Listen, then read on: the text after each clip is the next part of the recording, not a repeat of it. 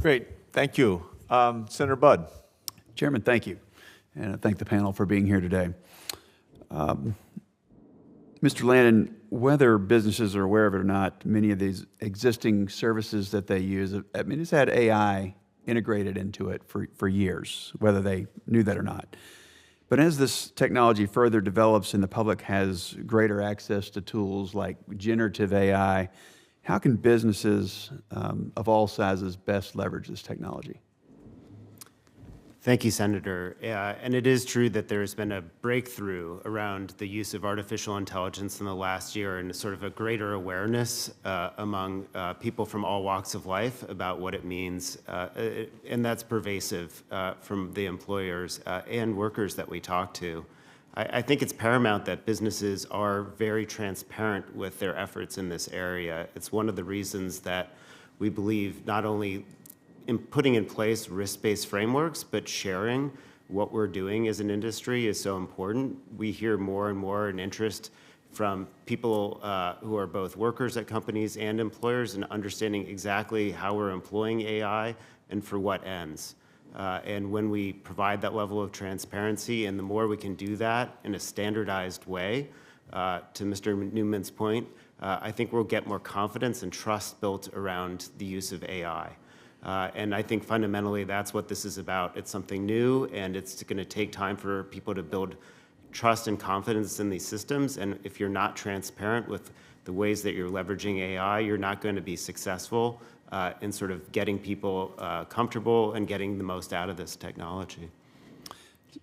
Workday is a very well-known company, but it's most thought of as more of enterprise level. Mm-hmm. What would you suggest for small businesses to more quickly adopt some of the AI? Yeah, thank you, Senator. You know, in my experience, it's taking an open mind towards experimentation while having an eye towards risk. There are a lot of great resources. There are emerging skill sets around AI that are coming up. And as we've talked about so far in the testimony, availing yourself about the online resources around prompt engineering, responsible use of large language models are all really valuable frameworks. Mm-hmm. Just within our organization, we do a lot of pretty informal training on like how best to use AI technologies to make decisions, and just driving a conversation around that technology in the workplace really elevates the discussion and allows us to sort of embrace the technology. And we also sort of encourage like a skeptical attitude. So try things, try to break it, see if it really works in a practical sense, see if it has bias. And when you get comfort level with people using this technology, it's pretty amazing. And finally, I'll just say, like, watching my daughter go to school and come back using these tools in her classes, it's really interesting seeing in the last year professors switching to a mindset of like, we expect you to use these tools, just disclose that you're using them, explain how you're working with them.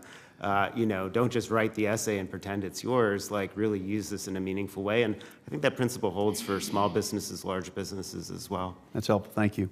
So in the coming years, AI regulation will present a difficult challenge to both Congress and to federal agencies. Already, the European Union has proposed regulations that would classify AI technology according to a 4-tier risk-based system.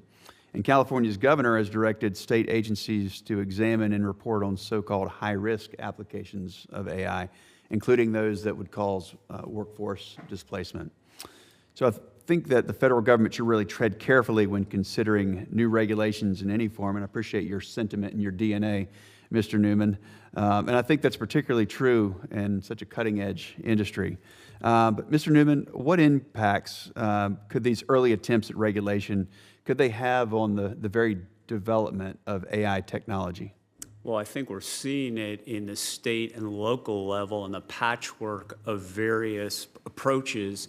It can be viewed as anti-innovative. It can raise the costs. It can fuel litigation. It can create barriers to responsible adoption. A lot of the developers are scratching their heads saying, what do I have to do in California? What do I have to do in New York City? Should we be in New York City if that's what we have to do? That's the opposite of what we want as a society. We want clarity, we want efficiency, we want fairness, we want rational regulation, and we're creating a hodgepodge of anti-competitive, anti-innovation, catch-or-catch-can all over the country, and that isn't desirable to fuel innovation.